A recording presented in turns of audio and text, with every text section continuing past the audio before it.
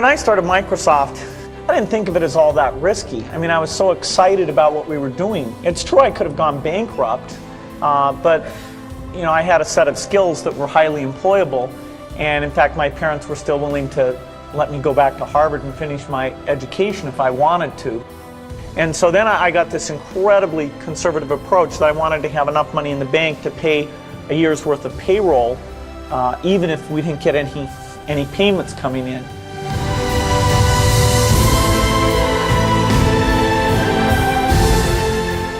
One of my biggest memories of Harvard came in January 1975 when I made a call from Courier House to a company in Albuquerque, New Mexico that had begun making the world's first personal computer.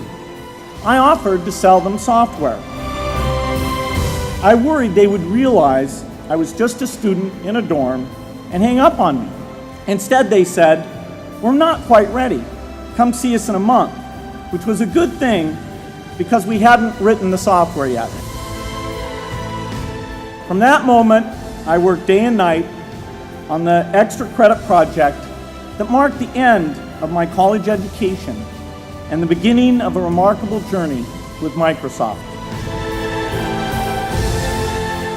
If you're going to start a company, it takes so much energy that it better overcome your feeling of risk. I don't think that you necessarily, if you're going to start a company, should do it at the start of your career. I think there's a lot to be said for working for a company, learning how they do things.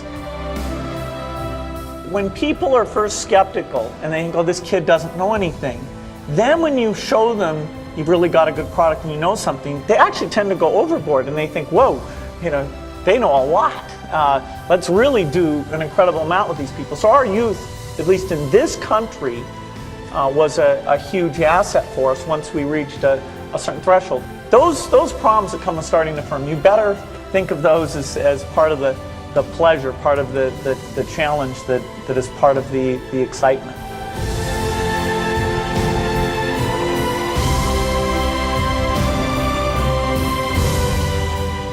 You can't just keep doing the same old thing you were doing before. You have to take your skills and attack the new frontiers. In the business of technology, you have to think about what are you missing?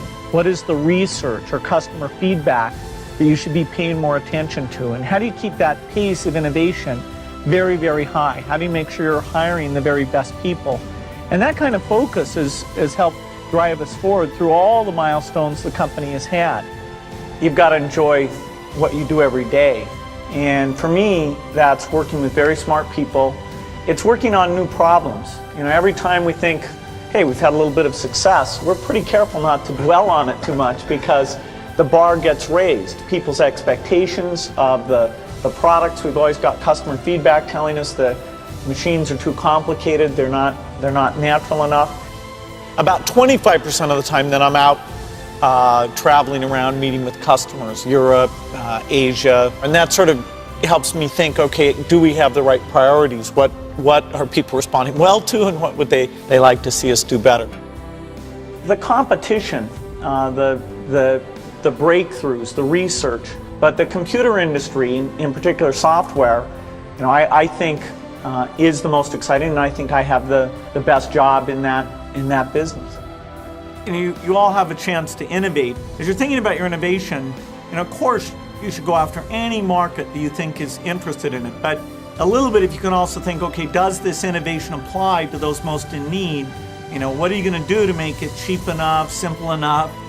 Figure out how to get it so it really, if possible, can extend out to the poorest. I wish I had learned more about that at a young age, and so you have an opportunity to do that.